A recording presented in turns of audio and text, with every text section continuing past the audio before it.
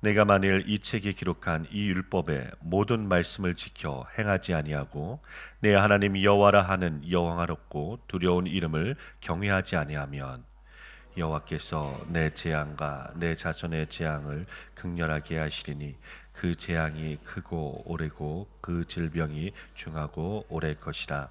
여호와께서 내가 두려워하던 애굽의 모든 질병을 내게로 가져다가 내 몸에 들어붙게 하실 것이며 또 이 율법책에 기록하지 아니한 모든 질병과 모든 재앙을 내가 멸망하기까지 여호와께서 내게 내리실 것이니 너희가 하늘의 별같이 많을지라도 내 하나님 여호와의 말씀을 청종하지 아니하므로 남는 자가 얼마 되지 못할 것이라. 여호와께서 너희에게 선을 행하시고 너희를 번성하게 하시기를 기뻐하시던 것 같이 이제는 여호와께서 너희를 망하게 하시며 멸하시기를 기뻐하시리니 너희가 들어가 차지할 땅에서 뽑힐 것이요 여호와께서 너를 땅 이 끝에서 저 끝까지 만민 중에 흩으시리니 내가 그곳에서 너와 내 조상들이 알지 못하던 목석 우상을 섬길 것이라. 그 여러 민족 중에서 내가 평안함을 얻지 못하며 내 발바닥이 쉴 곳도 얻지 못하고 여호와께서 거기에서 내 마음을 떨게 하고 눈을 새하게 하고 정신을 산란하게 하시리니 내 생명이 위험에 처하고 쥐야로 두려워하며 내 생명을 확신할 수 없을 것이라.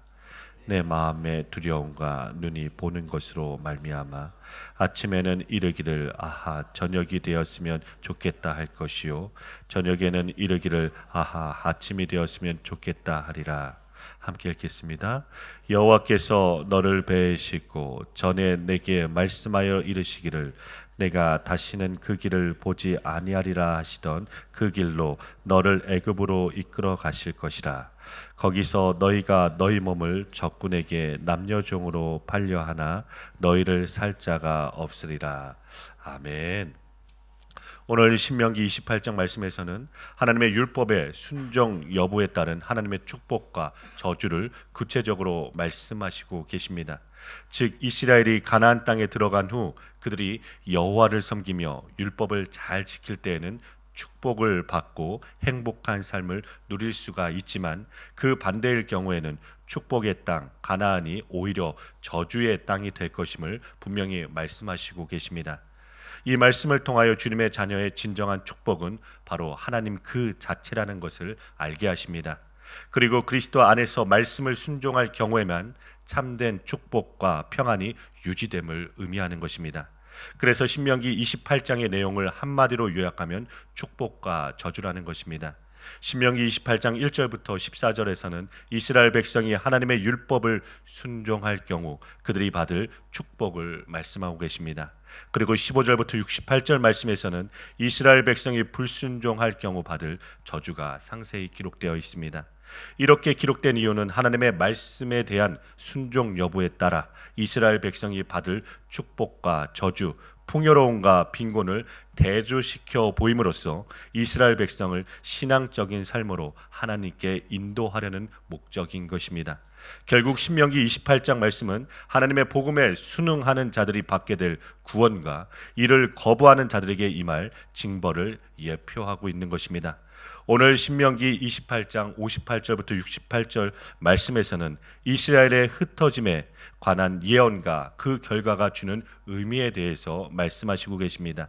이스라엘이 세계 각국에 흩어져 살게 될 근본 이유는 하나님의 말씀에 대한 불순종인 것입니다. 그 결과 이스라엘은 하나님으로부터 저주를 받게 되었습니다. 이 예언은 아스르와 바벨론의 침략을 통해 부분적으로 이루어지기도 했지만 AD 70년 로마에 의해 이스라엘이 멸망당하였을 때 이스라엘 백성들은 세계의 도처에 흩어지게 되므로 완전히 성취되었습니다. 결국 이스라엘이 팔레스틴으로 다시 돌아와 다시금 이스라엘을 재건하기까지는 약 2000년이라는 세월이 흐르게 됩니다. 이처럼 불순종의 결과가 얼마나 무서운 것인지를 알 수 있습니다. 하나님께 대한 순종은 언제나 우리의 영육 간의 축복을 가져오지만 불순종은 항상 고통과 파멸, 죽음만을 초래한다는 사실을 우리는 잊지 말아야 될 것입니다. 오늘 말씀 58절부터 59절에서는 이 책에 기록한 율법의 모든 말씀을 지켜 행하지 아니하고 내 하나님 여호와라 하는 영화롭고 두려운 이름을 경외하지 아니하면 여호와께서 너의 재앙과 내 자손의 재앙을 극렬하게 하신다고 말씀하십니다. 여기서 이 책에 기록된 율법, 즉 율법책은 일반적으로 여호와께서 이스라엘 백성에게 주신 교훈이나 명령을 가리키지만 구체적으로는 모세오경 전체나 십계명을 가리키고 있습니다. 신명기에서 말하는 율법의 준수는 반드시 여호와를 영화롭게 하는 경외함이 따라야 함을 말하고 있는 것입니다. 그러나 이스라엘 백성은 하나님께 어떠하였습니까? 이스라엘의 역사를 보면 여호와 하나님을 제대로 섬기지 못하였다는 것입니다. 가끔씩 언약을 갱신하는 일들이 일어나지만 결국 이런 이스라엘 백성들에게 재앙들이 계속하여 쏟아지는 것을 보게 됩니다. 그렇다면 오늘 우리는 하나님을 섬긴다고 하면서 복을 받으시겠습니까? 저주를 받겠습니까?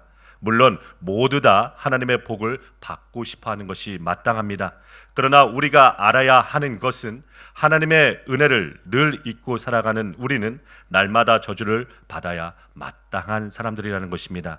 말로서는 모든 것이 은혜라고 하지만 내가 희생해야 하고 손해를 보아야 하는 자리에서는 은혜는 다 날아가 버리는 것을 발견하게 됩니다. 내가 어떻게 번 돈인데 내 피와 땀으로 만들어진 것을 어떻게 즐거움과 기쁨으로 드릴 수가 있는가 하는 것입니다. 그러므로 신명기 28장의 모든 저주가 우리 자신에게 쏟아져도 아무런 할 말이 없는 사람임을 인정하는 사람이 바로 믿음의 사람이라는 것입니다. 그런데 우리는 우리에게 조그마한 어려움과 손해만 와도 당장 원망이 나오는 사람들입니다. 그러므로 우리는 하나님의 구원받은 자로서 진정한 삶의 의미를 잊고 살 때가 많습니다. 모든 것이 풍족한데도 우리는 늘 부족하다고 말할 때가 있습니다. 남과 비교를 합니다. 그런데 항상 자기보다 가난한 자와 비교를 하는 것이 아니라 자기보다 부자와 비교를 하니 자신은 늘 풍족하지 못하다는 것입니다. 그러나 성경 말씀 하박국서에서는 무엇으로 감사하고 있습니까? 하박국 3장 17절부터 19절 말씀입니다. 비록 무화과 나무가 무성하지 못하며 포도나무에 열매가 없으며 감람나무에 소출이 없으며 밭에 먹을 것이 없으며 우리의 양이 없으며 외양간에 소가 없을지라도 나는 여호와로 말미암아 즐거워하며 나의 구원의 하나님으로 말미암아 기뻐하리로다. 주 여호와는 나의 힘이시니라. 나의 발을 사슴과 같게 하사 나를 나의 높은 곳으로 다니게 하시리로다. 이 노래는 지휘하는 사람을 위하여 내 수금에 맞춘 것이니라. 아멘. 하박국 선지자는 아무것도 없는데 무엇을 감사하고 있습니까? 여호와를 인하여 즐거워하고 구원의 하나님을 인하여 기뻐한다고 합니다. 이스라엘 백성들은 풍족한 중에도 기쁨과 즐거움으로 섬기지 못하였는데 하박국 선지자는 왜 아무것도 없는데 기쁨과 즐거움으로 여호와를 찬양하고 있습니까? 그것은 하나님의 심판과 구원을 알았기 때문입니다. 하박국 3장 16절 말씀입니다. 제가 읽겠습니다. 내가 들었으므로 내 창자가 흔들렸고 그 목소리로 말미암아 내 입술이 떨렸도다.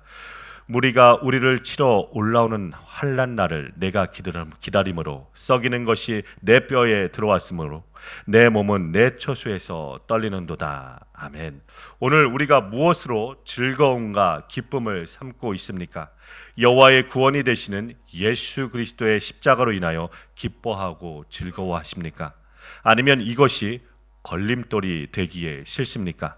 예수님의 십자가가 인간의 본성으로는 싫은 것이 당연합니다. 그러나 정말 구원받은 사람이라면 하박국 선지자처럼 하나님의 구원으로 인하여 기뻐하고 즐거워하는 것이 마땅한 것입니다. 그런데 오늘날 예수 그리스도의 십자가로 인한 구원을 기뻐하고 즐거워하는 자들을 찾아보기가 점점 힘이 듭니다. 그러므로 이 시대가 재앙의 시대요 종말이며 심판의 시대입니다. 이런 세상에서 자신이 저주를 받아 마땅하다는 사실을 정말로 아는 사람이라면 예수님께서 우리를 위해 대신 십자가의 저주 받으심이 기쁜 소식일 수밖에 없습니다. 저주가 무엇인지 알면 알수록 예수님께서 대신 저주받으심이 더욱 기쁘고 감사한 소식이 되는 것입니다. 갈라디아서 3장 13절부터 14절 말씀을 제가 읽겠습니다. 그리스도께서 우리를 위하여 저주를 받은 바 되사 율법의 저주에서 우리를 속량하셨으니 기록된 바 나무에 달린 자마다 저주 아래에 있는 자라 하였음이라. 이는 그리스도 예수 안에서 아브라함의 복이 이방인에게 미치게 하고 또 우리로 하여금 믿음으로 말미암아 성령의 약속을 받게 하려 함이라. 아멘. 나무에 달린 자마다 저주를 받은 것이라는 말씀이 바로 신명기 21장 23절 말씀입니다. 이렇게 대신 저주 받으심으로 자기 백성에게 성령의 약속을 받게 하신 것입니다. 그래서 성령이 임하면 자기 죄를 알게 되고 예수님을 믿는 것이 가장 큰 기쁨이요 즐거움인 것입니다. 그렇기에 세상의 저주가 두려운 것이 아니라 예수 그리스도에 있어 끊어지는 것이 진짜 저주임을 아는 것입니다. 이런 사람은 예수님의 은혜가 사랑이 충만한 자들입니다. 오늘 이 사랑의 하나님의 은혜가 우리 사랑하는 광명교회 성도님들에게 충만히 임하길 간절히 기도드립니다.